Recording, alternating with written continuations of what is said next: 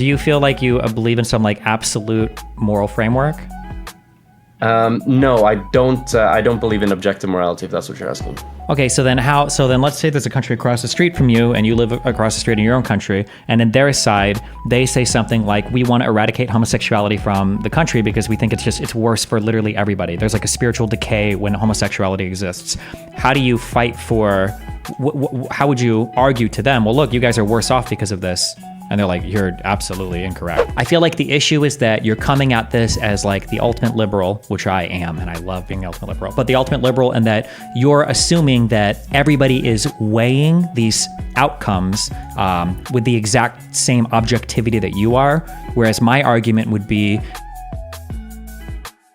I watched one of your recent debates, and I just have like a thought. Wait, can I? How long is it going to take? Because there's another guy that was supposed to chat with me. I don't know. I don't think that's going to take too long. Can you hop in after him, or because I feel bad because I bumped this guy on 2 combos now. Yeah, sure, no worries. Okay, join. You can stay if you want. I don't care. But yeah, okay, I'll stay. Lex is coming back.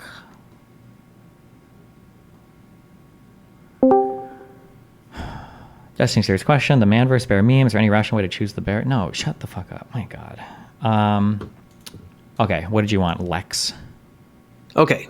Yeah, so Kennedy. 2 things, Yeah. right? Uh-huh. First thing, the channel that I started with Baker, Intuitive Defense, has officially reached 1,000 subscribers. Very nice. Good job. And I want to thank everybody, all 2 people from the DGG area that came out and subscribed to it. I want to thank you for that very much. And also you, Stephen, for introducing us to Tom, who then introduced us to other people. So thank you very much, sir. I appreciate it. Cool. I look forward to the inevitable backstab where you guys are trying to Me Too me. So, yeah. Well, as long as you keep your dick in your pants, you'll be all right. Second thing. I'm not an expert on many things. But you are an expert on one thing, being short. Huh? Well, okay. All right. I am an expert on 2 things. Guns and short. Oh, shit. But I thought you were going to thing- come in and talk about the message you sent me a few days ago. That wasn't a random insult. Sorry. Go ahead. The third thing. Go ahead. Well, okay, yeah, I could also talk to you about that, you motherfucker. But other than that, I am a funny person. Baker is a funny person. Mm-hmm. We have created a YouTube channel that... Oh, shit. Wait, fuck. Hold on. I just accidentally killed the auto here. I'm so sorry. Hold on. 1 second. Can you talk again? Nope. Hold on. Let me rejoin. I pushed a button. The button was called mono audio. I think that might have been what was fucking everything up. But then it just acts this. So let's see what happens. Hold on.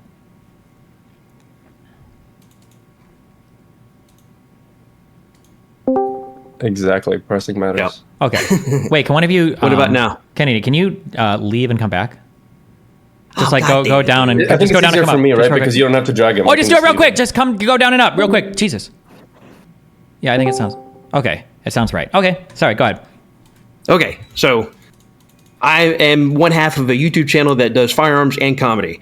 The comedy portion is I am not an expert in this, but I have quite a bit of time in this. Okay. One of the things that keeps people into a podcast or a video is whenever they can laugh at something. Obviously, you and Dan do that very well. The one thing that I would suggest, if you're willing to hear a suggestion from me about your podcast and how to make it better, is you guys need to play into your strengths. You being the pedantic nitpicker every time he says something fucked up or retarded or, in a wrong way. That is one of the most singular driving things about people watching the interaction between you two. Yeah, of course. Yeah, I agree. Yeah. So you need to be more nitpicky. You need to throw on your fucking autism hat. No, yeah, I understand that, but it has to, more drunk. the point that I was making initially is that like it has to happen over things that we care about. Like the banter and stuff only comes when it's a topic that we're both engaged in. It can't just be forced on like every single random thing, I think. That was no, it definitely has to be something that you care about because there has to be, a reason to argue about it. Absolutely. But you guys care about so much fucking different shit. Mm-hmm. You can definitely find something to care about. I'm just saying that to really ramp it up, because me and Baker, we're not like completely retarded like we are in the videos, but there's a little bit of that retardation in our normal lives. You know what I mean? So we're just ramping up all those things to a level 11, and there you go. Okay. Yeah. Oh, and that thing about that you were telling Tom that nobody makes fun of a dude whenever he's 5'3", you can go fuck yourself. Based. As a man that's 5'4", I can tell you, yes, that happens a lot. So Okay. Well, you can go, you can royally fuck yourself. I love you, buddy. Be careful, okay? Later, Bo. Yeah, so I watched your the debate with the sources cited, my bookshelf guy, and there was just I think a point that I was wondering about to see if you had already thought about it, or if you noticed it, or maybe if I'm misunderstanding it. So it's about the discussion you were having about Palestine, particularly from the historical perspective. But I promise, chat, this is not going to be another specifics about Palestine and Israel. This is just more broadly about Go for it. rhetoric. So, I think the main question to start it off here is, do you believe that Britain's administration of mandatory Palestine after World War I was morally righteous? I have a lot of problems doing morals when it comes to international things because of the conflicting different countries that can theoretically have their own legal or moral bodies. I would say tentatively yes. I think it was moral. Tentatively yes. I'm like 60-40 on that. I mean, I could be pushed on the other way, but... Okay. So I guess before I continue, so your answer being yes there, what's the main reason there? Is it like some moral relativism? Is it just like in historical So what I would have to know is, context? what would inform this decision more is I would have to know what the international norms were at the time for countries that had been losing wars, because like my assumption would be that if you lose a war and somebody like captures you or takes you over, that they basically get to administer to your entire area and then like start moving around, installing new leaders, like having a pretty active hand in what you're doing, but that the mandate system was a movement away from that heavy-handed style of like conquering and controlling, and that was a step away from that. So as heavy-handed or as mean as the mandate might have seemed, it was actually an improvement to what had come prior to that. That's my assumption. But if you were to tell me, oh, well, actually, 1904 and 1907 and all this, when these countries lost wars, like it was immediately turned over to the local population, and then they created blossoming governments. Blah, blah, then I'm like, oh, okay, well, maybe that feels a little bit more shitty than on the British side. But that's where my assumptions are coming from. Yeah.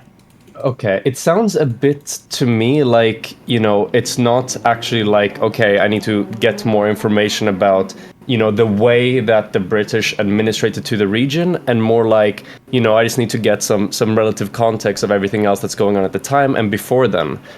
So I'm wondering here, might it be the case that you're mixing up like a descriptive, like, okay, is this normal for the time, with like prescriptive, like they should have done this was right to do, this was wrong to do, or do you think those are one and the same? I think that the moral stuff is going to exist within the descriptive stuff. And it's going to heavily influence how I view something. So, for instance, let's say somebody. Here's an example. Okay, let's say that a guy is in a restaurant and he slaps his wife because she says something that he disagrees with.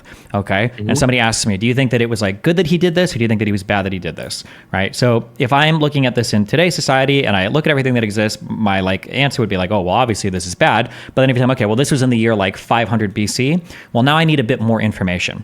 What if it was the case that if he was at a restaurant and the norms at the time were when your wife, spoke back to you, you have a calm conversation with you and you like figure it out, you disagree or whatever, and then I find out, well, this guy slapped her. Okay, well, obviously he's like super clearly in the wrong. But what if at the time, what if the norm was if your wife disagreed with you, you broke her arm? Right. And now there's one guy who's like, okay, well, I think that breaking your wife's arm is unhinged just because you have a disagreement. I'm just going to smack her instead. Right. Well, in that case, that guy's actually acting like pretty far above like the moral standards of the time. So I would evaluate that behavior a lot differently based on what is existing as the social norms of where he's coming from. If that makes sense. So you would evaluate it relatively, essentially. Yes, that's of what course. I'm hearing. Yeah. Okay, cool. So then I think I have 2 points here then on that. So this specifically has to do with if anyone wants to see what particularly I'm talking about, just like a 20-second sequence from 2 hours, 43 minutes and 4 seconds to 2 hours, 43 minutes and 25 seconds, where you're talking about, the rights Are you going to link? the Wait, real British quick. Are you going to shoot a link to the video or? Oh, if you'd like, I can. You can take a look at it first. Otherwise, I have it like transcribed here a bit, so I could just go over it verbally. Oh, never mind. Okay, yeah, that's fine. Go ahead. Yeah. Okay, perfect. Yeah. So I guess the first thing would be, let's open the. Okay. So with regards to like evaluating things in a relative way, actually no. Starting with the basic thing. So this is what happens during that 20 second in the debate.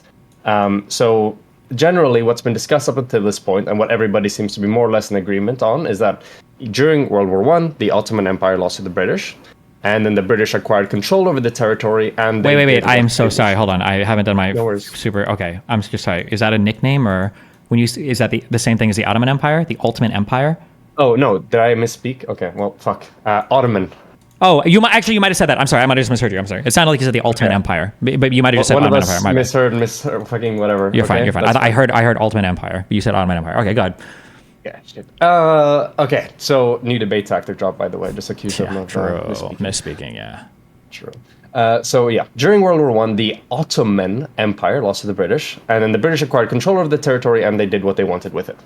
Then, you know, the first guy who was there, Dominic, he summarized your position, and he said, so Destiny, you believe that basically because the Ottomans owned this land, and then, you know, technically anyone can take it over, and the implication is take it over and do what they want with it.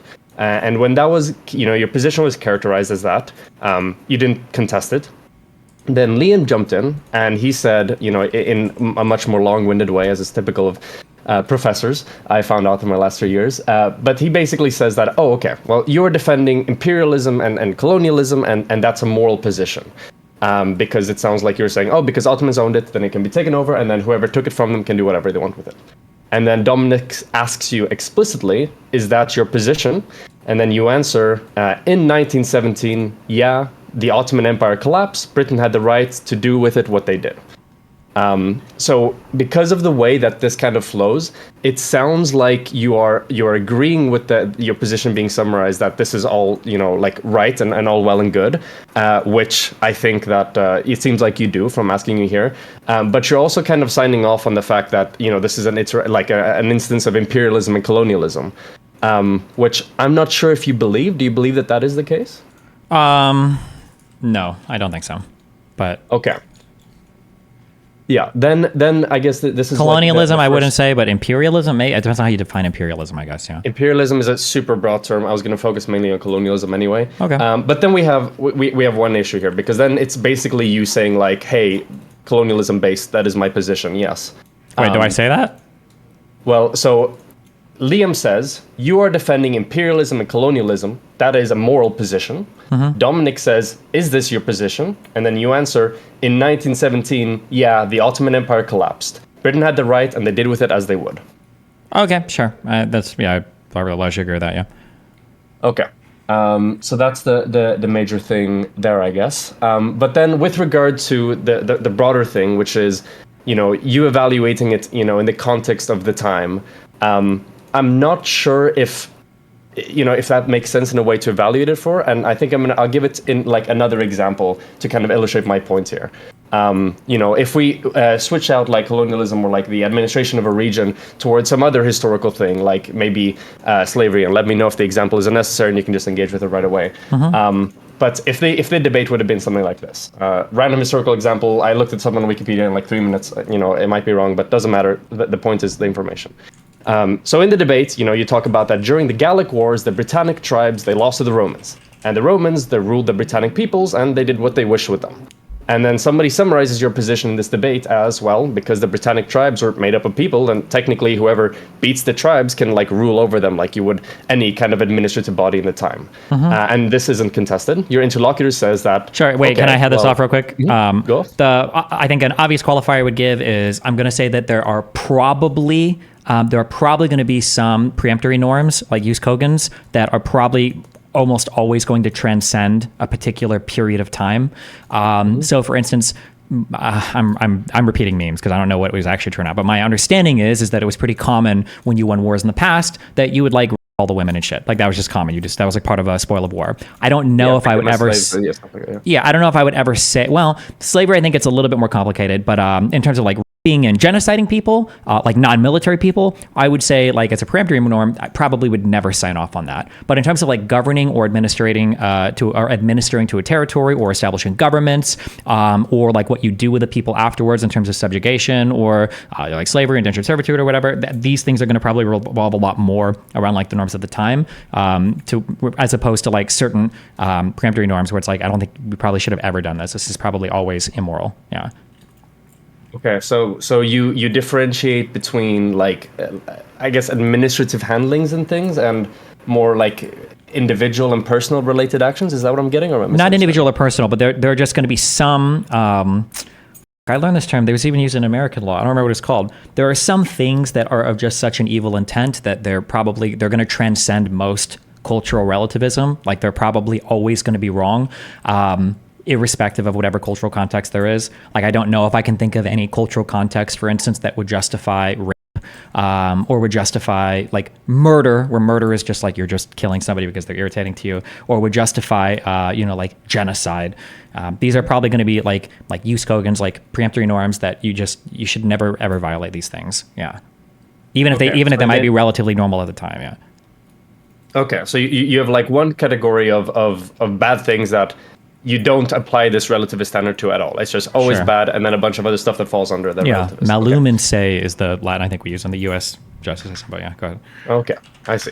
And this kind of like relativizing of certain portions of moral behavior, is this only something you do when like looking into the past for historical examples, or is this something you do now as well for like contemporary, like more political or moral discussion?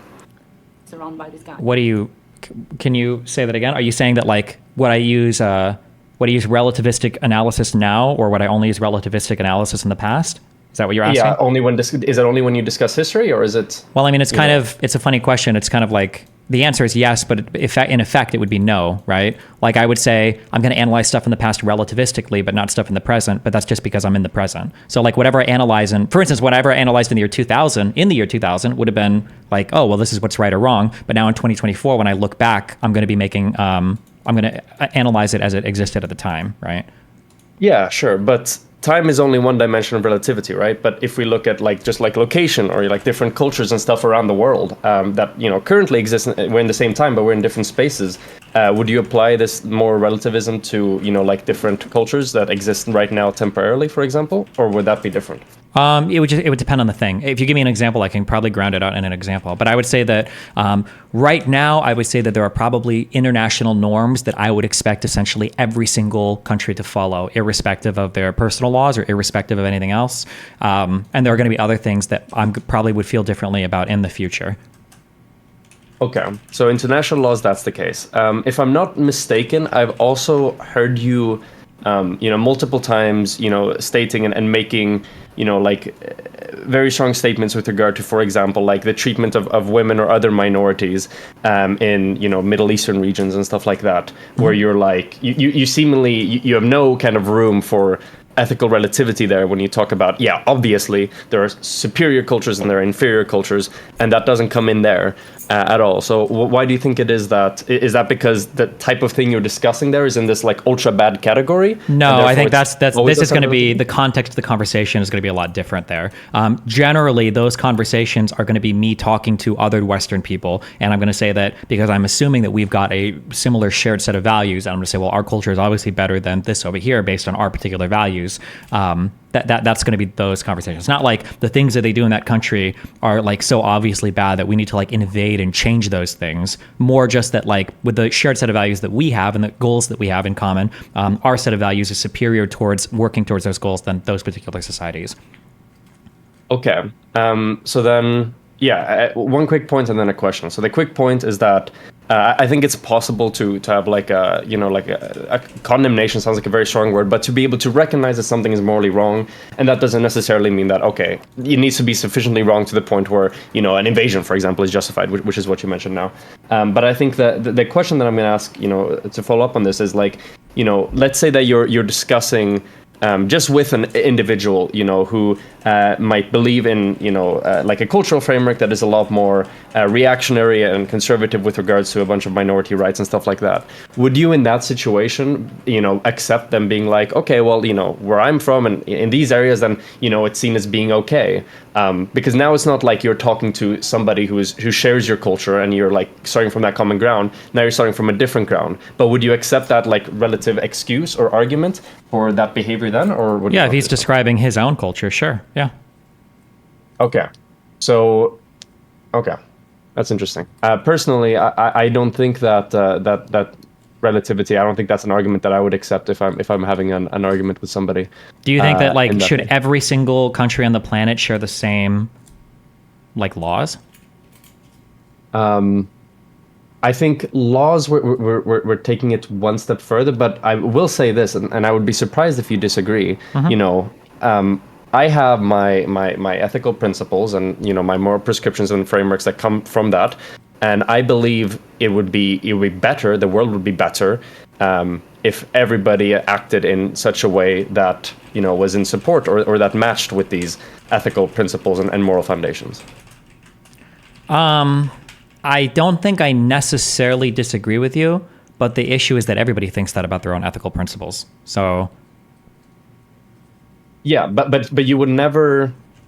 But at some point you still need to be able to empower yourself to make prescriptions. But it sounds like the way you're empowering yourself, because I mean, obviously you're a hyper prescriptive individual, right? You're doing these streams, you do all this political engagement. You're trying to affect and cause change in terms of affecting outcomes that you think is ethical more than the average person ever could. So in that situation, you are still absolutely empowering yourself to exercise and believe that your morality is the best. But am I correct in understanding that that only extends to what, the United States or United States, Europe, or where do you draw the line there? Because I don't know if you can draw a line there. Because it's super easy to draw a line. It's going to depend on the context of the conversation you're having. If I'm having a conversation relating to Israel-Palestine, I'm going to exclusively be invoking international norms and international law. If I'm having a conversation about what's going on in the United States, I'm going to be very narrowly and very specifically invoking what I believe should be core democratic American principles and then what American law is. If I'm having a conversation about the norms in another country, I'm only going to be speaking with respect to what I think, what international legal things that they have obligations to. That's it. So I'm never going to go on a big rant. I might say something like, oh, I think that the Saudi-led coalition against Yemen is wrong. And I might say that it's wrong with respect to the rules that we have governing internationally the laws of armed conflict. But I wouldn't say, oh, Saudi Arabia is wrong because they don't let women vote or whatever. I know it's a monarchy, but if that was a thing, if they had a drug thing, I wouldn't say they're wrong for not letting women vote, because I don't think that there might be for women voting, for not letting women drive. Let's say that. I wouldn't say that they're wrong for that, because it's not my country. They're not my values. It's not me. It's not for me to go and say. And if they're not breaking any peremptory norms or anything, then it's whatever. They can run their shit how they want to run their shit. Okay. So just to make sure I understand. So for you, that the question, what is your opinion or what is your judgment on, X cultural practice in a culture that, you have no belonging or connection to? That question and that conversation is nonsensical to you, because it's I don't they can run their shit however they want. As long as I'll have to ask them what the context is. I'll be do you want me to, you mean if it was my country? Because that's usually what the thing will come up as. And I'm well, if it was my country, I wouldn't want them doing that here, obviously. But it's not my country, so I don't give a fuck. People ask me do you think that what do you think about freedom of speech in Europe? And I'll be oh, I think it sucks. I like the freedom of speech in the United States, but it's not on me to tell Germany what they can make illegal or not. That's what Germans feel is important for their freedom of speech, or the UK feels is important for their freedom of speech. I'm not here to say we should impose the American view of our First Amendment, our freedom of speech, and our those types of things on every other country. That's just not. I say this a lot, I think. I'm having a brain blast back to a very old video of yours where you have MS Paint and you draw up some things for your whatever meta-ethical framework and stuff. Oh boy. But I think maybe this is where it comes from. So do you believe that fundamentally your ethical system and your morals aren't really universalizing, but as a property, universalizable? I don't fucking know. You know what I mean? I would hope they are. Yeah. Okay, but if they are universalizable, and you believe that, do you believe that the world would be better off as a whole if more people held the same? Yeah, I would say so. 100%. Yeah. Okay, so then, so then, what makes it so that you believe it's right to argue for these things that you believe in, within the United States and your context, but suddenly it's not as important to do so in other contexts where you don't have as much of a connection? I mean, I think it could be, depending upon the context. Let's say that I decided I wanted to join an activist group, and our goal was to go and protest in other countries or bring awareness to countries that don't champion women's rights to vote, or people being gay without being executed or whatever, right? That might be a thing that I feel I want to spread to the rest of the world. But otherwise, The reason why I wouldn't say I have the ability to impose my particular moral system on every other person is because I think that part of my moral system is probably respecting differences of opinion. It's going to be a very liberal point of view of like having people that have big disagreements with me about morality, but me being allowed to live next to them without them killing me, and then me living next to them without me killing them. And I think that respect for alternative points of view is probably the only way that an ideology like mine or any really could survive in a place like the United States. Otherwise, we would be, I think that if I take the point that like I should be able to essentially enforce my moral point of view onto others, we very quickly enter a world where it's like, okay, well, everybody pick up your sword and fight. We're going to find out whose morals win at the end of the day because we're going to start killing each other if we can't agree on these things. Whereas having a slightly more tolerant point of view for a diversity of opinions allows people to coexist with different moral systems without having to kill each other to figure out whose is the best. Yeah, so I think we might have skipped. I think we might have skipped a step at some point, because now you're talking about, you know, the capacity to enforce something upon other people, which I don't think is super different from what you're talking about. But you do begin invoking, you know, putting things onto people and applying it maybe with some force, maybe with some other things. But initially, what this conversation started as, and what I'm very curious about, is, you know, just your ability to pass judgment, not necessarily to enforce, but just to pass judgment. Does that change anything you just said, or no? It's just, it's hard to pass judgment in a completely and totally different cultural context.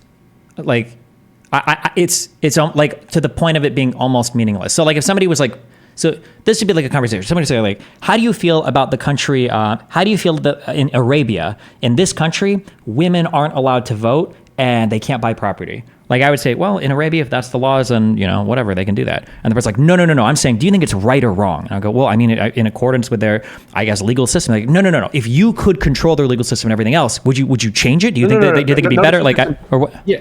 Yeah, sure. I mean, like, what do you believe? Do you believe that the current state of affairs is morally justifiable, or do you believe that a different state of affairs? I think to them it's justifiable, and I'm not part of them. I'm different. I'm in a different country where I'm governed by different laws and rules. Okay, because the way that I would answer that, you know, if somebody asked me like, oh, you know, in X country, women aren't allowed to vote or drive, I would say, and someone's like, what's your opinion on that? I mean, for me, it would be a very obvious answer. To me, it would be, no, I don't think it's okay to arbitrarily restrict, you know, rights, particularly civil rights, you know, towards people for really morally relevant traits. And of course, I'm invoking a lot of further like baggage there to more fundamental ethical positions I have, but I'm still capable of like expressing an ethical and a moral preference.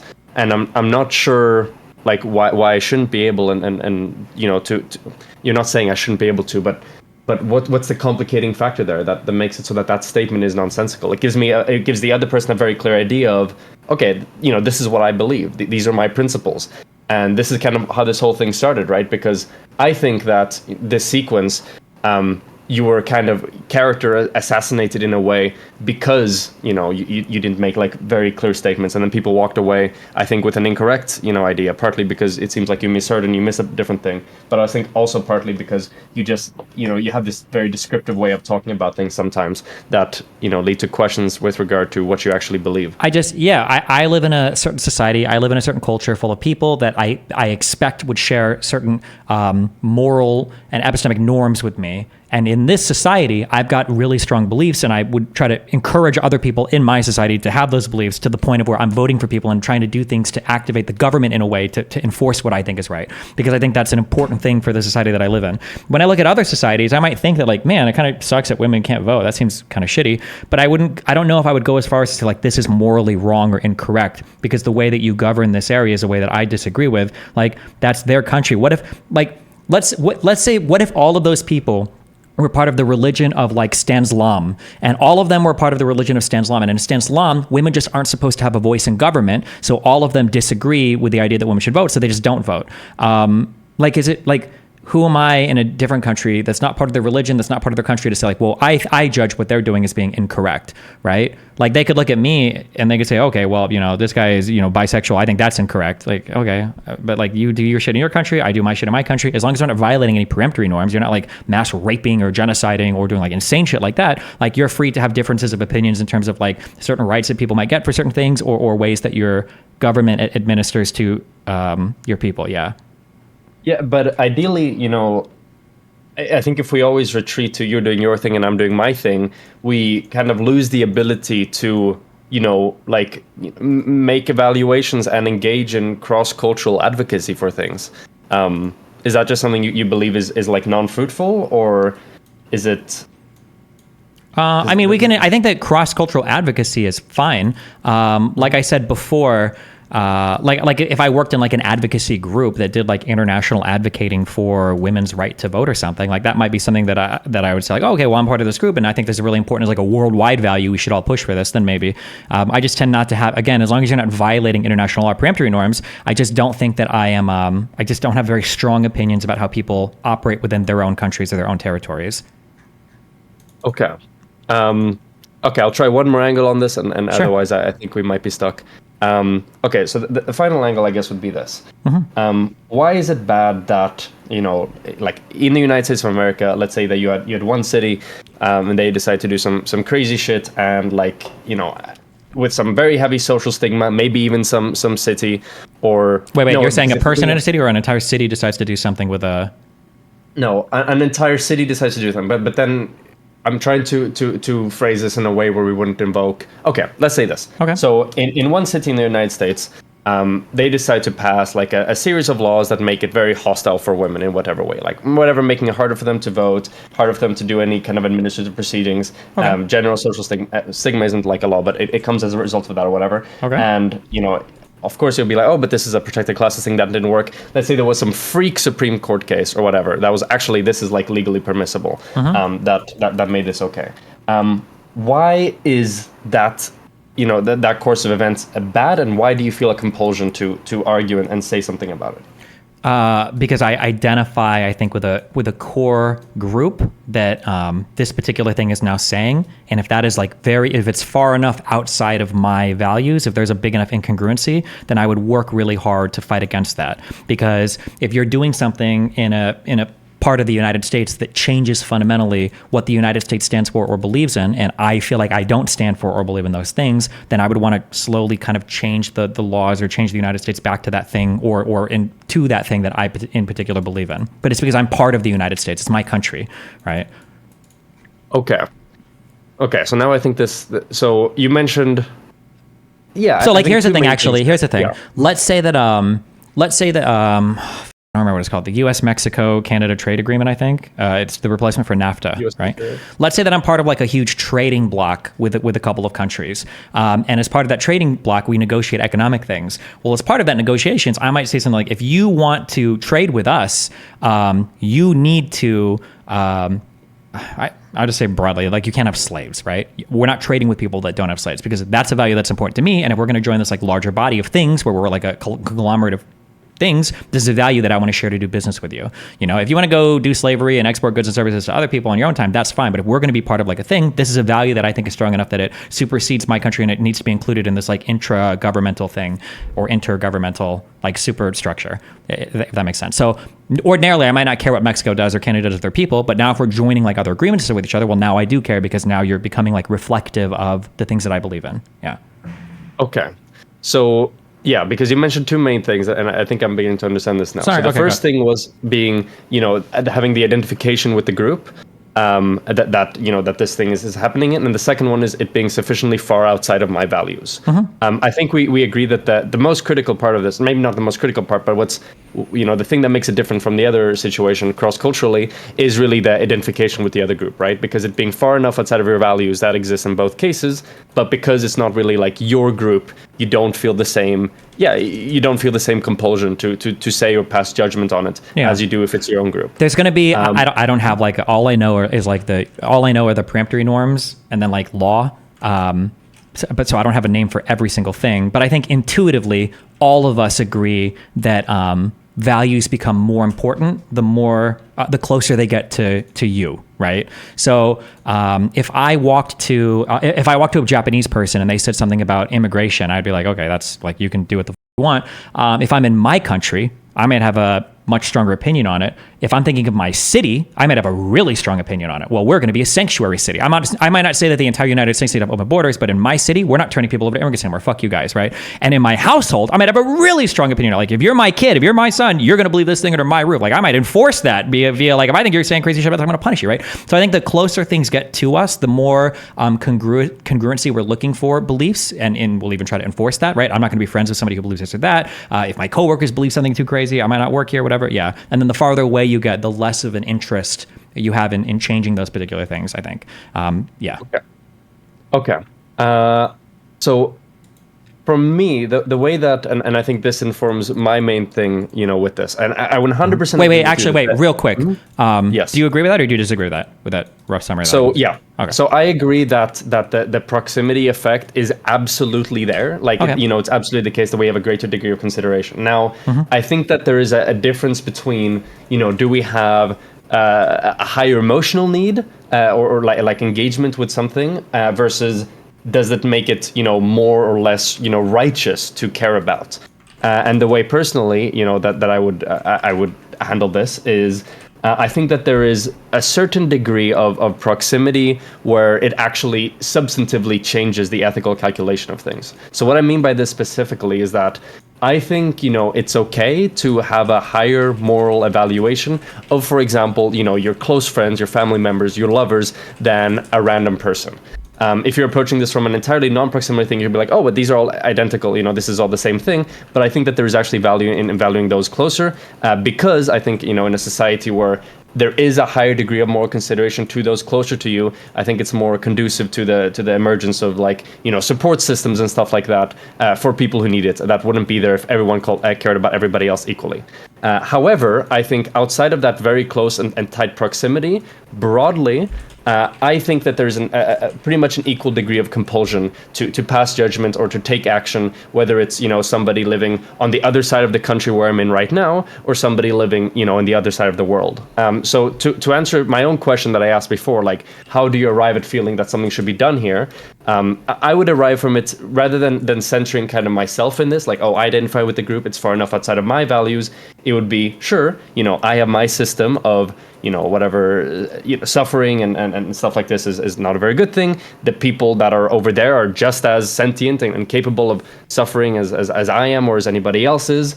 And I believe that this thing that is going on there is causing, suffering or a lack of happiness or whatever. And therefore, I believe that something should be changed. So to me, I'm centering the kind of like target in that thing rather than myself. And I think that's where the divide might be.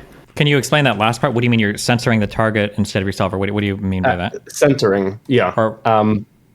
Because when I'm the way that you answer the questions, like, and this might have just been because you came into it and like thinking about it in a different way because of the way I phrased it or whatever, so you can feel free to correct me if I'm wrong, but the way that you answered that was like, okay, I feel like I have a compulsion to do something in the city example of the United States because I identify with this group, this is my group, it's far enough outside my values, and it changes something about the US, the group I'm a part of, that I disagree with. Sure. If I were to answer that question, it wouldn't really necessarily have to do anything with my identification in a group. It would just be like, okay, I have this ethical framework. I believe that this individual is suffering or leading a worse life because of this policy or this thing that's going on, and therefore we should change it. It's kind of irrespective of my position with regards to that person. Does this require? Do you feel like you believe in some like absolute moral framework? No, I don't. I don't believe in objective morality, if that's what you're asking. Okay, so then let's say there's a country across the street from you and you live across the street in your own country, and in their side, they say something like, we want to eradicate homosexuality from the country because we think it's worse for literally everybody. There's like a spiritual decay when homosexuality exists. How do you fight for, how would you argue to them, well, look, you guys are worse off because of this? And they're like, you're absolutely incorrect. Like literally, our Stanislan religion says that like you're wrong. Like how would you argue that to them? Like just like more broadly, like as a movement, how would you get across that, or as an individual? Or like logically, rationally, like let's say somebody's like, okay, well, fine, put forth a good argument for it, and then we'll do it. If you were all perfect logisticians, and if you argue it well, we'll all adopt your framework since that's what you want. Yeah. So first, to acknowledge this right at the gate, it's not possible to convince everyone. Far from it, and I understand that. The way that I would probably typically go about it is try to get to a most fundamental part that we can agree with. Yeah, but so like the look, problem is that the most fundamental part, and some of these things might they might be axiomatically rooted in some religious or faith value, and then how do you deal with that? Yeah. Yeah, so that might be the case, and then it's going to be very difficult to convince this person. Of course, there are other things like sociological effects that you can demonstrate where, if you focus on society as a whole and you make sure that, for example, gay people aren't going to be fucking like assaulted in the streets or whatever the fuck. If you just have like situations in which people feel more capable of being, for example, like openly gay, whatever that means, and moving around society, and then these people interact with them slowly, they will like their negative attitudes about them will be reduced just because of but your a issue here sociological is proximity effect. so here's okay. I'm making an accusation of you. Okay, ready? And then you can fight against it. So I feel like the issue is that you're coming at this as like the ultimate liberal, which I am, and I love being the ultimate liberal. But the ultimate liberal, and that you're assuming that everybody is weighing these outcomes with the exact same objectivity that you are. Whereas my argument would be the outcomes that you're trying to measure in almost this utilitarian way, the outcomes that you're measuring are actually highly subjective, even though, but I think you're starting from an assumption that they're objective, and then you're going to run into disagreements that are irreconcilable as a result of that. So let me ground this out in the homosexuality example. You might say, okay, well, we've looked at the research, and here's what we found. When you let gay people be freer in countries, and when you interact with them more, people aren't afraid of them. You interact with them in a positive manner. They work jobs. Decreases, basically. What? Do what? Homophobia decreases. Yeah, homophobia decreases. Like everybody gets along more. You might say something like that, okay? And the other person will look at you and they'll go like, "That's really cool that you've given me these based liberal outcomes. I don't give a fuck. I think there is a spiritual decay and rot. I don't want my kids to interact more kindly with gay people. I don't. I think that if you hung out with rapists a lot, you might be friendlier to rapists, and same thing with pedophiles. I don't want my kids to be friendlier to gay people. I think that they cause a spiritual decay and rot in society. I think that their influence is bad, and I don't care even if we have a bit of an economic gain by having them work. I'd rather throw them off roofs and keep our society designed as it should be, with the family unit as the core, with God giving us the ability to have sex with our husbands and wives, and that's it. And I'm willing to sacrifice a bit of your liberal economic GDP, whatever, to make sure that we maintain some level of spiritual wholeness. So even if you can show like good outcomes in your system, the person is fundamentally valuing those outcomes in different ways such that they don't even care. I feel like you're in like a subjective like black hole if you have a fundamental disagreement on values, because the metrics you're using are completely different. Yeah, that would be my feeling. I'm not gonna like moral landscape you or anything like that. Like I understand what you're saying, and I agree with you that there's some people that it will be irreconcilable and there's no way to get across from them. Of course, like I mentioned before, and like you mentioned, there are things you can do to society as a whole where hopefully by sociological fact attitudes will change over time. But regardless, aside from that, if we're talking about this one individual and they're solemn in their ideas, they're probably not going to change no matter what I say. Then well, here, fine. wait, real quick. I'm not trying to use this as like, here's a real life example with a religious person. I'm trying to like logically demonstrate what I believe is an irreconcilable difference, meaning you have differences in values that are axiomatically rooted outside of any epistemically accessible framework. I can't generally argue with somebody outside of their religion. I can't argue them out of their religion. It's theoretically it's impossible. Now, outside of logic and practice, emotionally it might be able to happen. But in terms of just raw, pure logic, I can't argue that. I can't argue those values away. So that's why I typically have a different set of standards for different countries. It's like these people might come from a whole different value system, and I don't believe that mine is like objectively universally correct. So I have to grant, there are going to be some different values, and we just have to agree on some peremptory norms, and otherwise people are allowed to operate as they want. Yeah.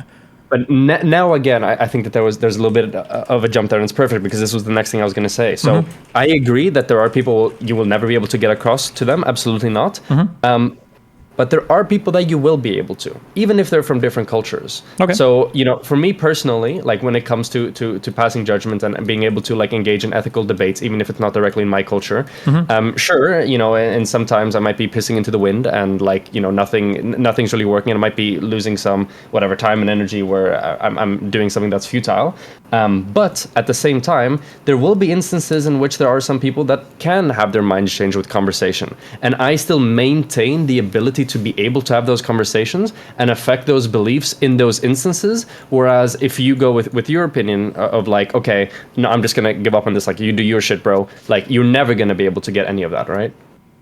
Well, I mean, like if somebody from another country wants to argue, then I mean we can. But like if I don't know if that's. I feel like that's very rare. I don't think that ever happens. Usually, it's somebody in my country that's arguing about like another country, and they'll be like, "Well, what do you think? What about this or that?" Or like, "I don't know. I think it's dumb," or But I don't talk to those people. I don't care. Now, if somebody from one of those countries wanted to argue, and they're like, "I think that it's better that we do this or that with women or gay people of representation," well, then we can have a conversation because now you've shown me that you want to engage in that dialogue. But otherwise, yeah, I just wouldn't engage with it. Okay, but let's say that, so let's go to the first instance where you said that you wouldn't engage with it where it's somebody in your own country, which is kind of like the case that was going on right in this debate that started everything. But let's take it into like a slightly different situation, right? Let's say that you have somebody, in the United States of America, and they're a bit of a tanky, and they're arguing like, oh, actually, a bunch of the ways that they do like civil rights. What do you think of the way they do civil rights in China? I think that's kind of based. Would you just be like, I don't know, they can just do their shit over there, or would you be like, well, no, because usually when you say the implication is. A lot of this is contextual. The implication when you say the way that they do their stuff is really cool, the implication is usually, I wish we could do it like them. So if somebody were to say that to me in the United States, I go, I really like how this is run, I would probably argue with them because when you say I really like something, the default assumption is we're cut from the same cloth, we share the same values, they do something that I like better than what we do, so we should adopt that thing. I think that's all baked into that statement of I like how these guys do their thing. Okay. And let's say, let's say it's the other way around and you have somebody who's like a big ANCAP type fellow, and they're talking about whatever, the way that like welfare works or whatever I don't know if you would consider like Nordic states, if you would consider that close enough that it would interfere with your other thing. But let's say that it didn't. Let's say that there was this other place and they had decently good welfare programs, and this ANCAP person was like, oh, well, how do you think that like they were doing, like that was working there? Are you a fan of that, or is that going to be a situation where you're like, no, I'm not very interested? Well, if I say that I really like a particular thing in another country, then it would be the exact same. I would evaluate the exact same as when the other guy said he liked the tanky policies. When I say I like it, I would say like I think that we should adopt that particular thing. I think we should change this in our country. Mm-hmm. Okay. And generally, now this is going to be contextual. Like we're having a debate on like who handled COVID better, Norway or Sweden, because they had slightly different approaches. Well, now it's going to be contextually between these two countries. It's not going to necessarily mean like I want to adopt these norms. This is all going to be pretty contextually dependent, right? Okay. Now, let's say that there is a situation, and I'm going to make this more abstract because I can't think of as many examples, but there is an individual and they're trying to paint you in a way. Let's say that they're trying to paint you as in whatever. You're hostile towards like a certain racial minority or whatever. And they're like, okay, like, what's your opinion on country X, which engages in some form of like pretty overt racial discrimination? Mm-hmm. How would you answer that? What's my opinion on country X? Oof, I feel like it would super depend on I think it would really depend on the conversation and who's asking and for what purpose, on how I would answer that question. Okay.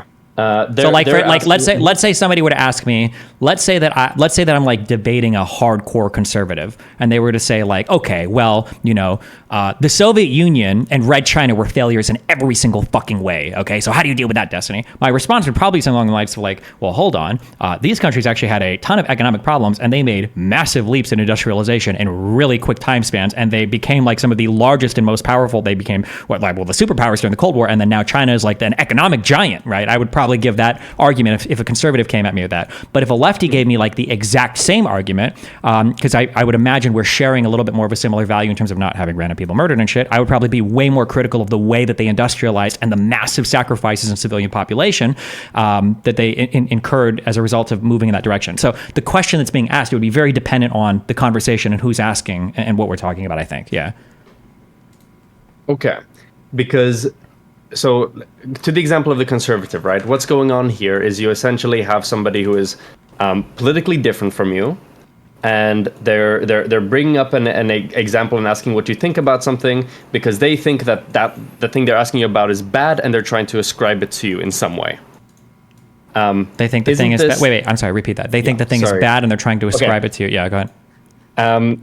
Yeah. So John is politically different to you. Yeah. And he's talking about fish culture in Sweden, and he thinks that that you're in favor of this, and he thinks that that's bad. So he's trying to be like, oh yeah, big fisher, Mr. Borelli. How about fish culture in Sweden? Huh? Like what do you think of that? And he thinks it's bad. Okay, and then I would answer if it's good or bad, probably based on if I would want to adopt their laws or not. That'd be my assumption, right? Yeah. So you would engage with that question. So isn't that the same thing that's basically that happened in the debate when they asked you about mandatory Palestine, where they're trying to make you be like, oh, you're a whatever imperialist colonizer or whatever.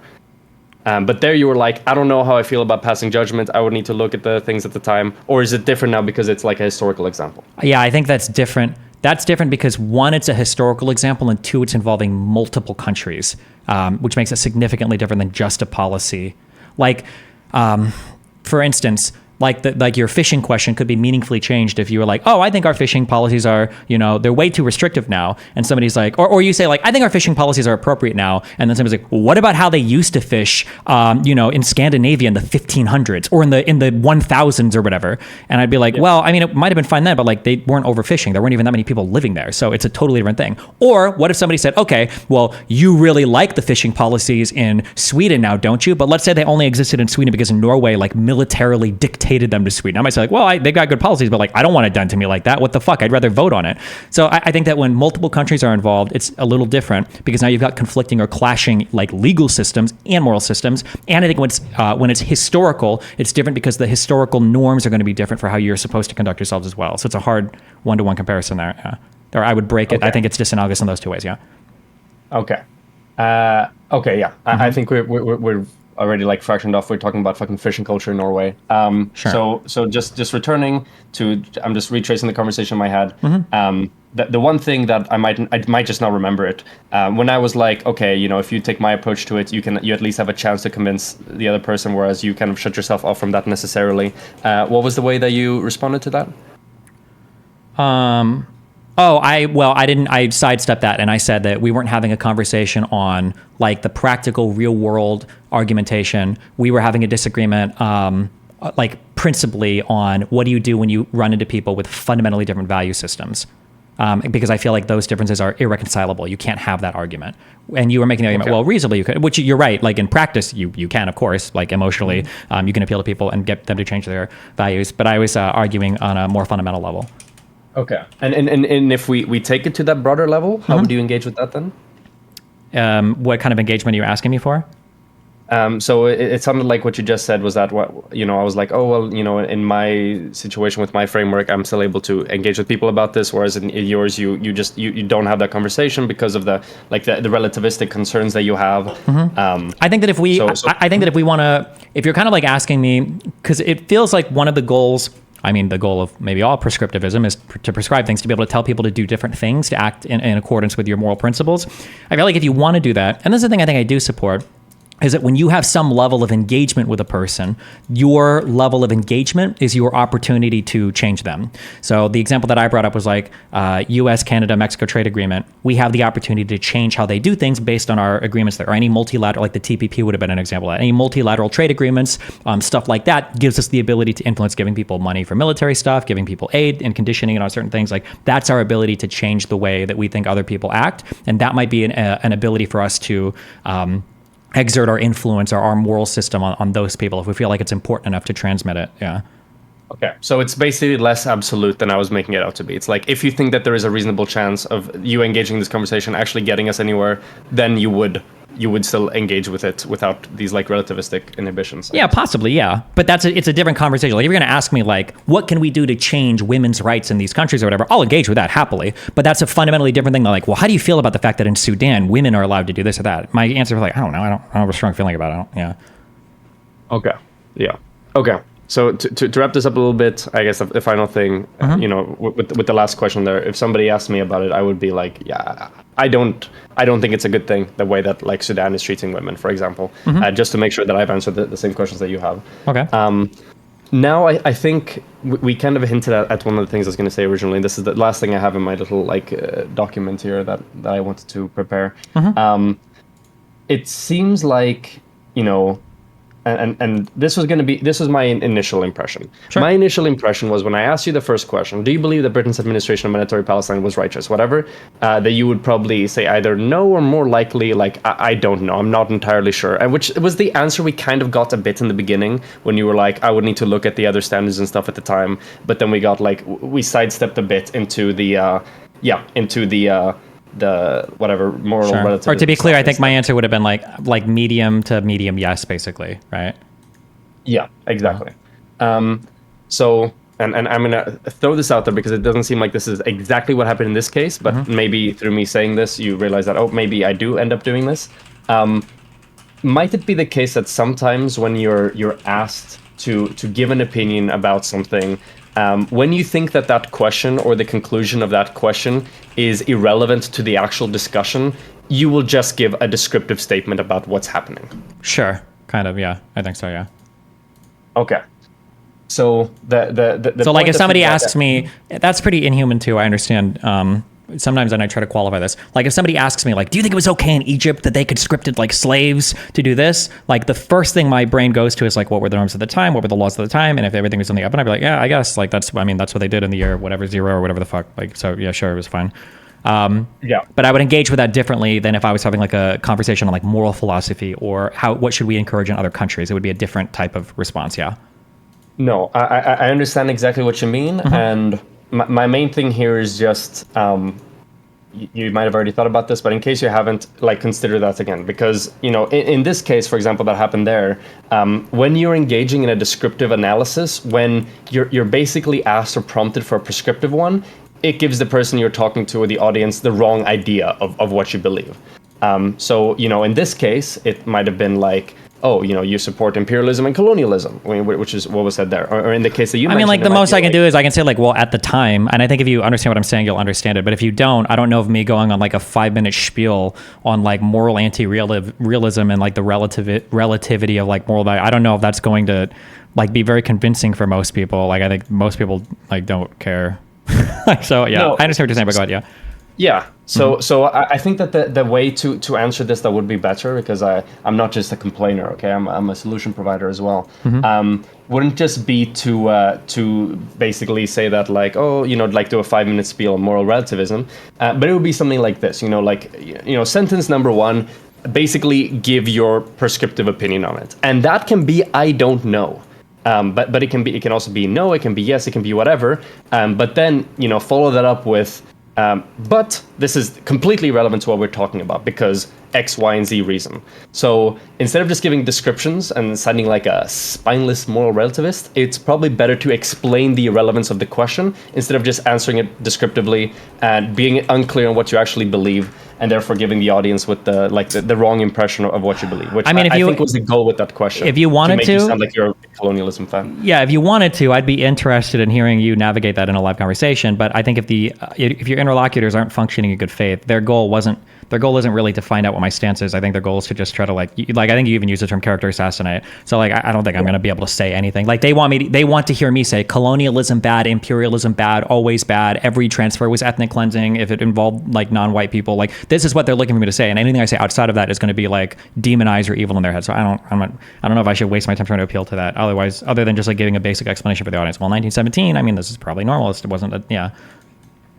I think it depends, and I agree like that there is, like it might not be in good faith, and I'm not necessarily saying that I would be able to do better on it. Of course, it's easy, for me to sit, I'm eating my fucking lunch and I'm listening to this, I'm like, oh, this clip. When I say real quick, I'm sorry. When I say I'd like to see you do this, I don't necessarily mean like, can you fucking do this in a live debate, blah blah blah. What I really mean when I say that is like, I'd be curious to see you try to do this and then to see how you respond to like what they're saying, because I think you understand what I'm saying, and I think you understand my position. I don't think you think I'm a horrible person for my position, but we might just disagree on how we would apply moral standards across time. But if the goal is to make the other person seem bad, it would be like, oh, so you thought it was okay then? And I would say like, well, I think depending on the norms of the time, blah, blah. It's like, oh, okay, so it was fine then, right? Just say that. Say you think like it was okay for them to subjugate those people, and the ethnic cleansing was fine back then. What? Because we didn't have the term for ethnic cleansing. Like it's just going to be a bunch of questions like that. And it's like the brain isn't even on. That's what I mean when I say like, oh, I'm curious to see you try, because what you're saying works if I'm trying to elucidate a point to somebody who's engaging with me in good faith. But if it's just like ad homs and character assassination and shit, like the further elucidation isn't, I don't think it's going to do me much. That's why I'll just say, yeah, that's what they did at the time, and then scoot on to the next point. Yeah, so I think that there's one thing that makes it, broadly I agree with you, but I think there's one thing that makes specifically what I'm talking about here a bit different. So in the case where you're asked about something and you don't have a clear opinion on it, or it's like a relative opinion or whatever, it's either you're very unprepared for the debate, which is usually not the case, or it's actually really irrelevant to what's being talked about. Sure. So I agree with you. If you just give like a bit about like, well, you know, I believe that this is and this, and yeah, I think you need to take this into consideration, then I believe that you probably look as bad or maybe even weaker than doing like the strategy you're doing currently. But the key thing in your response should just be like, okay, clear up the prescriptive nonsense. No, I don't believe. Yes, I believe. I don't know. But then the bulk of your response and the snappy part is meant to be, but that's completely irrelevant to this discussion we're having because of this, and this. That's the key part. Okay. I mean, I feel like if they really want to, they can make it relevant. Like if somebody says that's completely irrelevant, I mean, they just say, well, wait, hold on. How do you think we got here? That's the foundation of the whole crisis. How can you claim that's irrelevant? Like the big problem right now is that people accuse Israel of being an imperialist colonialist project. How can you say the colonialism and imperialism that started Israel isn't relevant to the conversation today? And Israel is still supported by foreign actors like the United States and Great Britain. So it's still an exercise in the same imperialist colonialist project it started off as 80 years ago.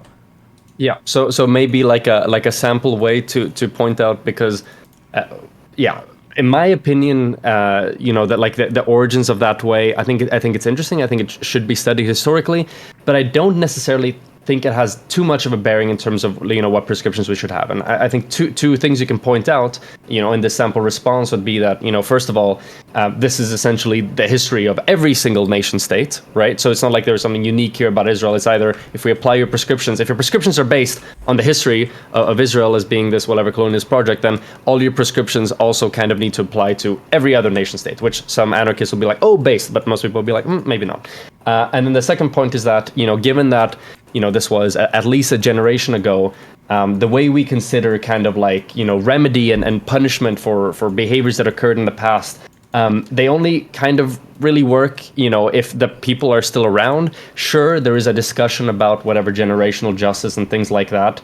But at the same time, that makes those claims a lot weaker. And I think especially when coupled with the fact that this is something that happens, you know, in almost every single nation state in its formation, I think it makes its relevance relatively minor in terms of like what should be done now.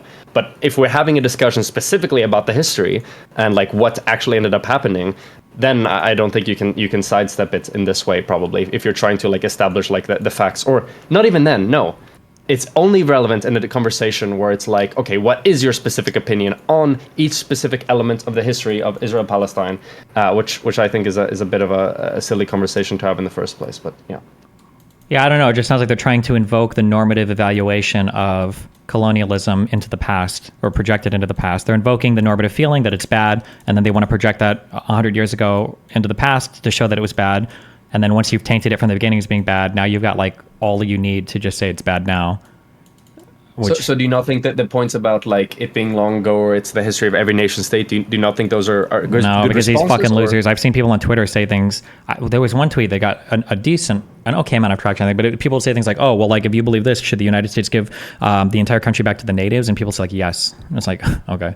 Like that's where it goes. Yeah, it's just fucking sure. But the good part is that I think that if we think about like an audience on like a scale of moderation, right? If the debate goes in the way that the previously has gone, with just like a descriptive statement and no explanation of the irrelevance, then you will have basically like nobody's going to change their opinion like against the person you're arguing with based on that being said. In fact, you might even have more people join up with the opposition because of there's this like prescriptive confusion that's going on there where you know they think that they're asking you what you actually believe and you're giving a descriptive answer.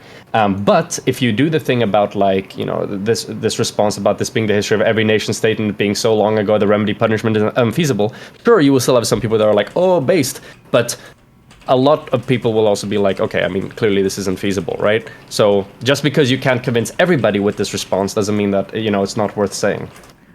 Maybe. Okay. I'll think about it. Listen, hey, you should try some of these. I'm just curious. I just want to watch it play out in real time because I feel like all of the, like, it feels like a virtue signal topic, and if I get like stuck in that for too long, it just, no matter what I say, it's just going to look worse and worse and worse. So that's why I just try to like hand wave it and move on to something of more substance, because it's just, I don't think there's anything good to be mined there, or I don't think any clarification makes my position look any stronger. Like if you disagree and you're on some weird moral absolutist cuck shit, you're always going to disagree no matter what I say. So I'd rather just like move on to something with more substance. That's my feeling.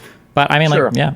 But maybe not everyone is a moral absolutist cuck, you know, and I will acknowledge that, like, you know, I'm obviously not having these high profile public debates. I've had like, you know, more minor one, and I have had a lot. I have quite some disagreement with a lot of the people, you know, who are at my university and stuff, and they talk about this, and I've gotten into some conversations with them.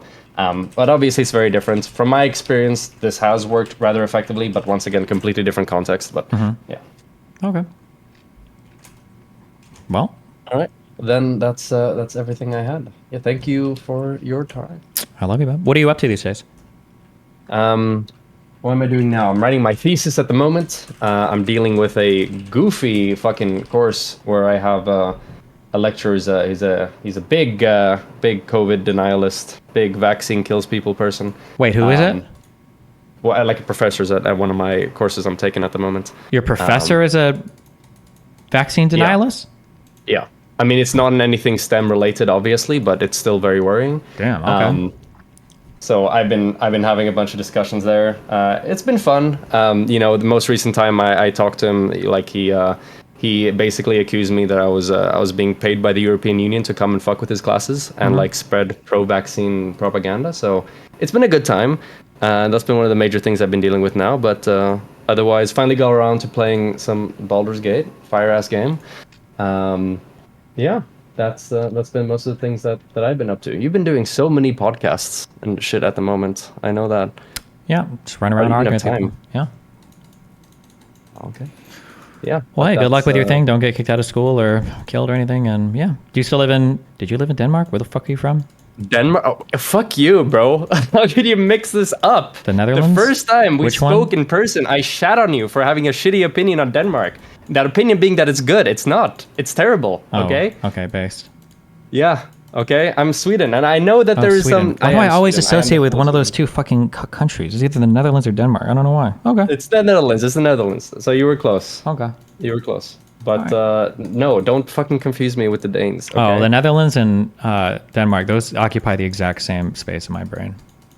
Okay. Well, one is based because I live there, and the other one is cringe because it's Denmark. Okay. But here's a logical reason to hate Denmark. Okay. Okay. They have. You know, actually, you know, I don't even know if it's worth saying this because I'm gonna tell you this thing. Be like, oh, they can do whatever they want. It's their country.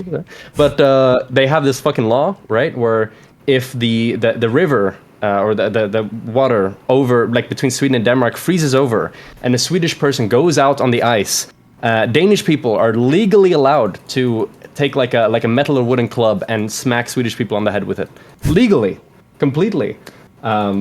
Jesus. I think this is a huge human rights issue, to be honest, and I'm really upset that more people aren't talking about it. Well, you said Danish people do this? They attack Swedish people? They on the law, like you know, on the books, if it ever freezes over and a Swede goes on the ice, they're legally allowed to. Wait, do does so, the water so. freeze up that much between the islands or whatever? So it wasn't like a very old law. When it was colder, when climate change was less fucked. And then it did end up freezing over like semi-regularly. And there was some beef between the Danes and Swedes, and the Danes like put past this law, and then they just never bothered to get rid of it. Okay. And now they have permanent bonking permits. So Damn. Well, be careful. yeah, I'll try my fucking best. But yeah, have a nice stream. Yeah, have fun, be careful. Bye-bye.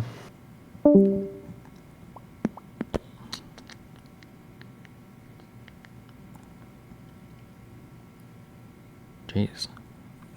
Okay, hold on.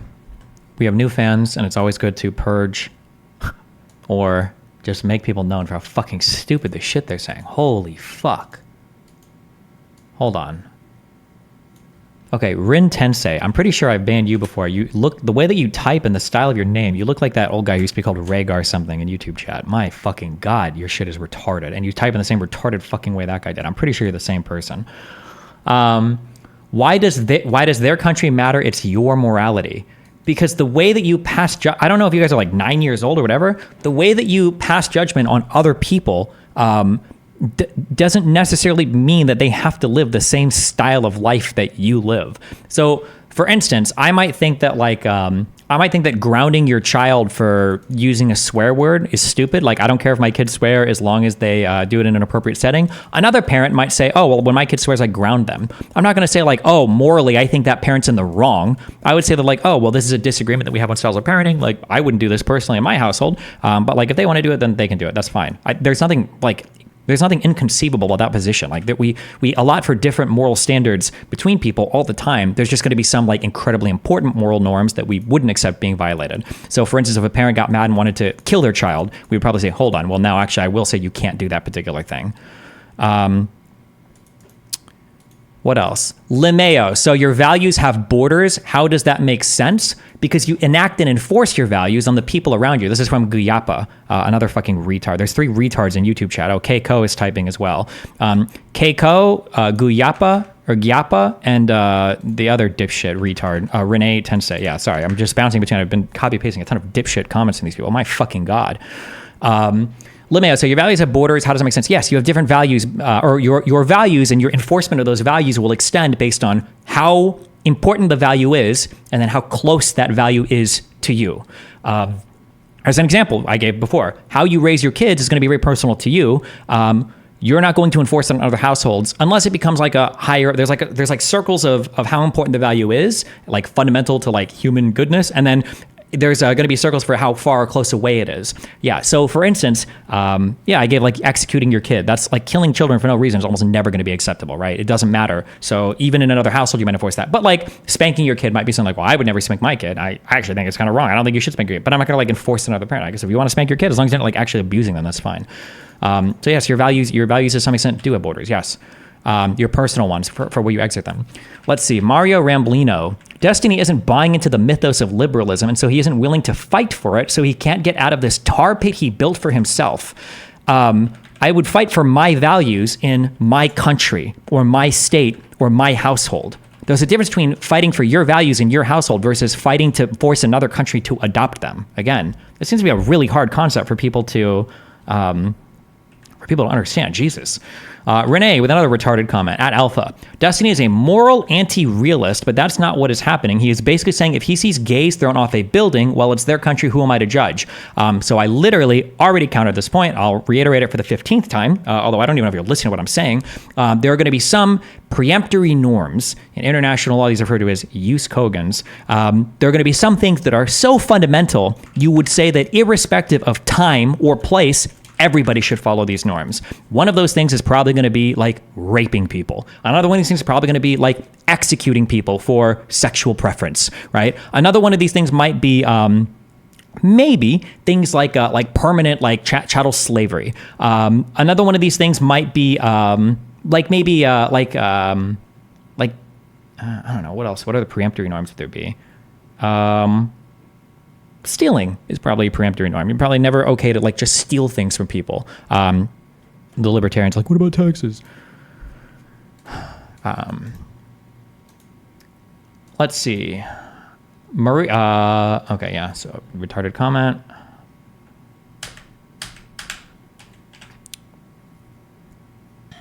Mario Ramblino. At the end of the day, every morality comes down to fighting about it, and it seems like Destiny's just trying to avoid that. Yeah, again, retarded thing. That's not true. In the United States, it comes down to voting.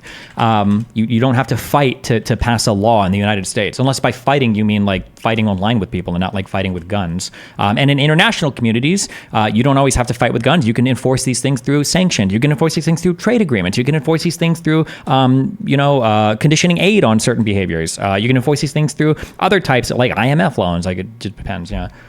Let's see. I'm predicting it right now. Oh, another retarded comment by Gyapa. I'm predicting it right now. As Destiny gets more mainstream, he's going to lean into these dumb, tepid, neutral positions more. My positions on this have basically always been like this. I don't know why you think anything I'm saying is mainstream. Your position is way more congruent with the retard mainstream position of like, I want to enforce my values on every other country because I think they're all right. Fuck you, retard. Fitsum Yosef. At Destiny, if what you're saying is true, then you can't say that you hate other religions. Why not? I can say that I hate something or don't like. I can say there's a ton of things that I hate or don't like. That's a fundamentally different question than like, should they change the way that they live, or should they be forced to change the way they live, or should we pressure or force them to change the way they live? Right? These are. What do you mean? I have a right to like or dislike any fucking thing I want, but people can still live that way. Gyapa at Destiny, how does your take on this conversation not contradict your history of shitting on Muslim values? Because I think Muslim values are fucking retarded. But like, you've never heard me come on here and say Saudi Arabia should change all of this, or these people should change all of this. The only thing I'm generally critical of Muslim countries on are usually use Kogan's things, like, wow, the Syrian civil war and gassing your people, pretty bad, should probably never do that. Wow, Yemen, 80,000 children dying of starvation, probably should never have that happen, right? These are things that I'm critical of them on. I don't know if have you ever heard me say things like, wow, we need to pressure Iraq or fucking, I don't even know what. Like, no, I don't ever engage in like these arguments. I just don't. Hold on, I'm permabanning you, but before that, I'll answer. The Addy got you tweaking. Aren't the ordering of moral seriousness itself a moral claim that can be argued? Yeah, it sure can. Welcome. Everything can be argued, dipshit. If you want to pretend like there's no difference between raping somebody and telling somebody that they don't have a right to live in a certain house, then go do that in your own retarded fucking time. Holy shit. Let's see. Okay, another stupid comment. Let's see. Yappa. Oh no, we already did this one. Noah, welcome, poop stink. Destiny saying he won't magic wand away homophobia because, and then cultural relativism and different capital things.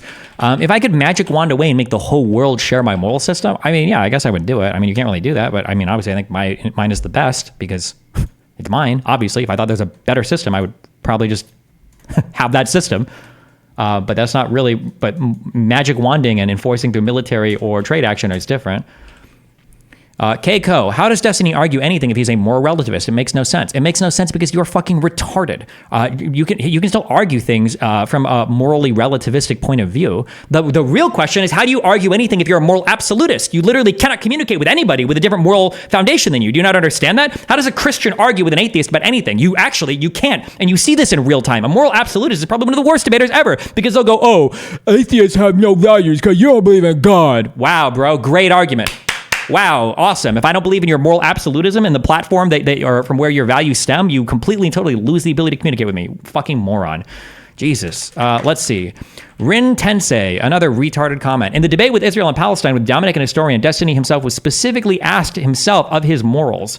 Maybe, but no, not really. I don't think so. But also, it's a ridiculous question. Like, what is your moral statement on like international policies between two countries that happened in 1917? It's a meaningless question.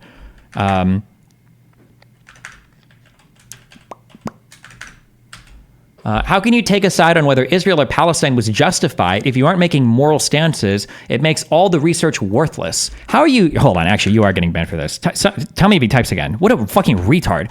Like, it's funny because you're acting like you're presenting some idea that like, oh my God, I've never considered that before. Ignoring the fact that I think in that same debate, I literally said, because there are conflicting value systems here, you could argue that both sides have a moral justification to fight against the other. I've literally said this like a million times. And you're acting like you're making a statement that I've never considered before. I've literally said this. Yeah, I can understand why the Arabs want to fight with the invading European Israelis or European Jews. And I can understand why the European Jews would want to live here. It makes sense on both sides. I think you've got good justification. I've literally said this before. Dipshit. Let's see. Keiko, if your morals change with history and culture, then you may be absent of morals. It evolves because you've been shown why it's correct, not just simply it's their culture, though.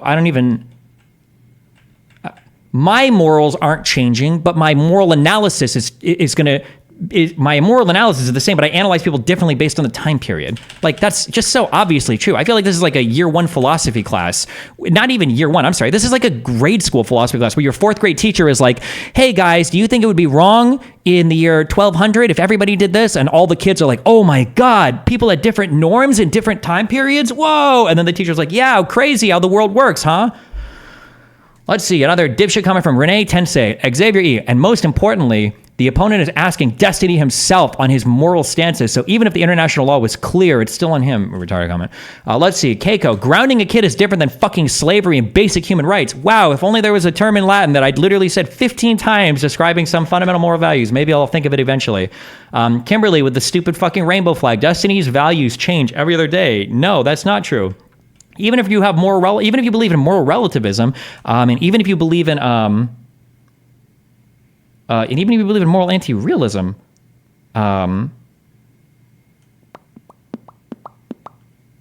that's not, those things aren't necessarily, hold on, I'm trying to think. I don't even know if moral relativism is at ends with, a moral absolute. I think it is. Relativism versus absolutism. I think you can be a moral anti-realist and still be a moral absolutist. But an absolutist and a relativist would be opposed, because a relativist says that different things can change, different conditions can change the moral statements. A realist or an anti-realist is arguing over the meta-ethical sources, I think, of ethics. You could theoretically be an anti-realist and an absolutist, or a moral realist and a relativist. You could theoretically do that. Those things are okay. Okay, Jesus. What are these other things? Destiny. International humanitarian law, there is a distinction between an armed conflict and internal tensions or riots. During the Great March of Return, how does it get classified as an armed conflict? Well, I think the UN decided to look at it as an internal thing. I think it's clearly an armed conflict because the problem is that like people want to make arguments over because fuck, I hate this. Oh God, I hate this.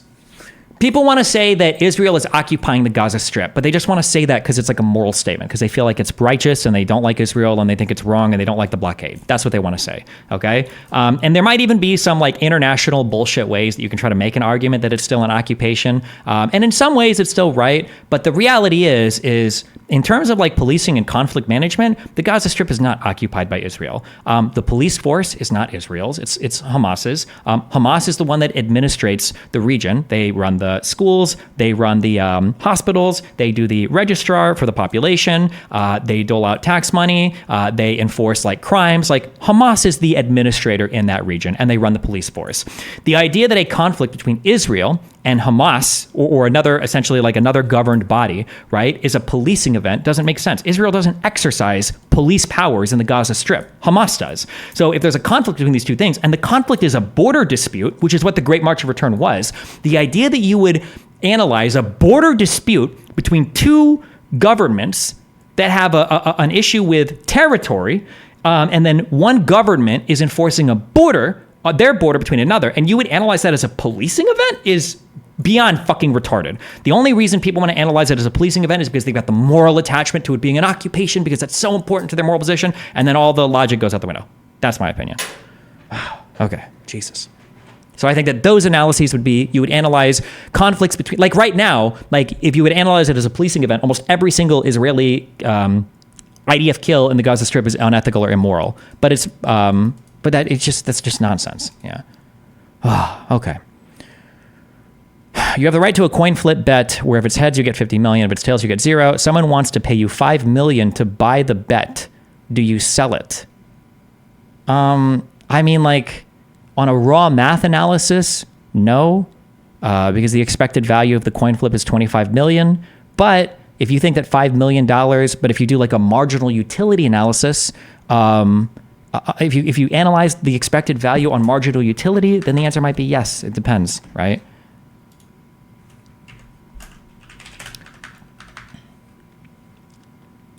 Destiny making excuses as usual. You know what I really like? Kimberly, I want you to know this, okay? Your profile picture is really cute. You got that girly name. Guess what? None of it helped. Boom, permaban. See ya. Let's say, so like, it's an interesting question of expected value, but I think that you can change the expected value based on the utility, right? So, Wet Shadow, thank you for the 20 gifted subs. If you analyze the outcome like this, so you've got $50 million here, and you've got 0 here, and you're doing one flip and it's 50%, then you would say that like, well, the expected value of the coin flip is here, right?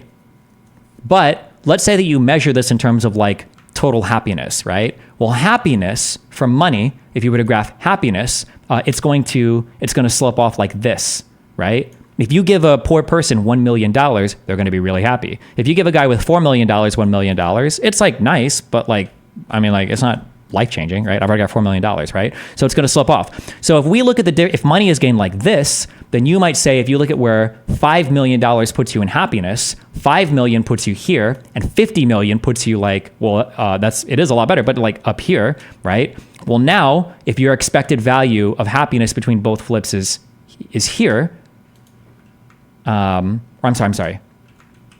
Let me redo this real quick. If this is your happiness with 50 million, this is your happiness with nothing, right? But 5 million puts you like right here, then the expected value of the 5 million, or I'm sorry, the utility that you get of the $5 million here is actually higher than the average of these two because of the marginal utility diminishing returns of the extra dollar. So actually it would make sense to take the $5 million bet. Oh, Jesus. Okay, there you go. Christ.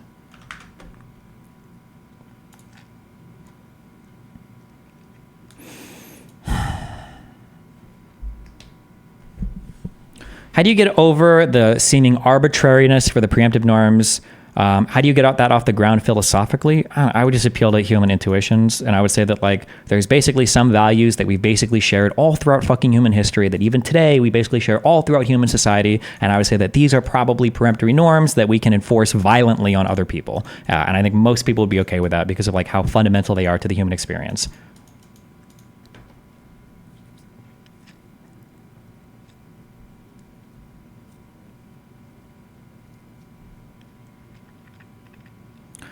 How do you justify saying that Israel is right in claiming land because the Palestinians lost the war? I mean, in a few ways. I mean, if Israel was on the defensive side, if the other side was on the aggressive side, and the thing being contested was occupation of the land, well, if the other side would have won, they would have expelled all the Israeli people from the land. They lost. So, I mean, it feels like if that's what was at risk with those particular wars and nobody cared what any of the international community was saying about that, which they didn't, then I guess that's what's at risk and they lost. So if that was something that you were willing to risk in your fight, then fuck you, you lose. You can't, if you're going to violate international norms to conduct warfare and lose, I mean, I don't think you can appeal to those same international norms to save you, which is what the Palestinians have done for 80 years.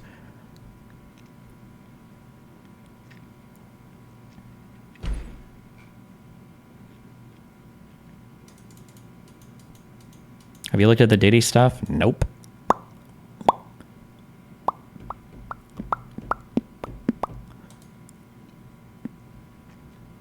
I'm never covering the Drake whatever bullshit beef. Diss tracks suck. They're never interesting. They're never good. Nobody ever remembers historically a fucking diss track. It's lame. Like, it's like if you found a way to take like rap, and then even more sad, like genuinely talented writers, and you found a way to like turn it into fucking reality TV cuck bullshit. So instead of like, here's a killer album, here's a killer song, it's like, oh, who's a diss track? Oh, he's got reveal this diss track. Oh, the diss track. It is the cringiest. Diss tracks were cool when it was like one line on a fucking song, okay? But like the obsession over like, oh, I got diss track. Like, it's also cool when it's dog shit rappers. You don't care what they're actually outputting. But the fact that like people like Kendrick Lamar are wasting time writing, it's just cringe. I think it's cringe. But hey, listen, some people like it. They like the aspect of it. I don't care. Knock yourself out.